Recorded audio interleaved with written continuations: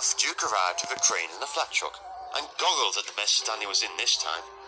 His driver looked exasperated as he stood by his wailing engine. The damage was worse than usual. Stanley had wrecked his cylinder gear, and his wheels were further apart than usual.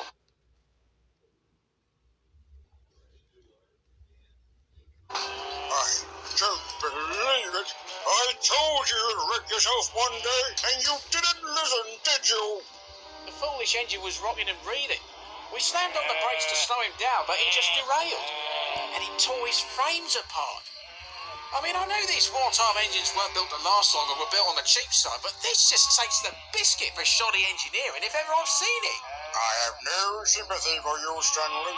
It is, after all, your fault.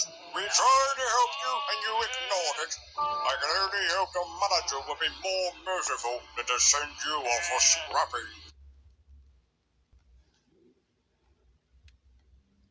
Stanley slumped there, looking forlorn. Duke couldn't help feeling sorry for him. After he'd been hoisted onto a flat truck, Duke pulled him to the works, where the manager was waiting. Good job, Duke. Now go and have a rest. You deserve it after all this.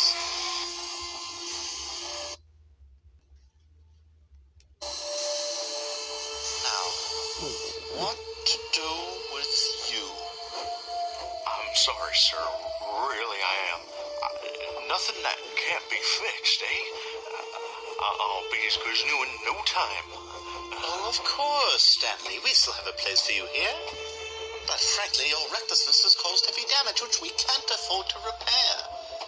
But I do have an idea on how to make you useful. Don't worry about that. Well, we've always needed better ventilation for that shed. Will serve a better purpose in a new role, Stanley. No coming off the rails for you anymore. No. In fact, you needn't be on them at all. Sir, what do you have in mind? Oh, you'll see, my rail-slipping friend. You'll see.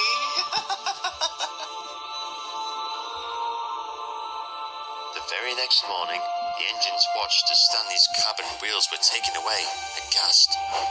Duke remained stoic about the affair, even as he watched one of the mine engines push the remains of Stanley to the back of the shed and operate the crane to lift Stanley's remains into his new home.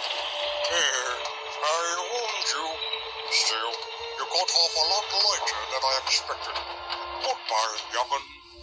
In years to come, Duke would use the story of Stanley's downfall to teach the younger engines how not to misbehave, as Sir Handel and Peter Sam knew all too well.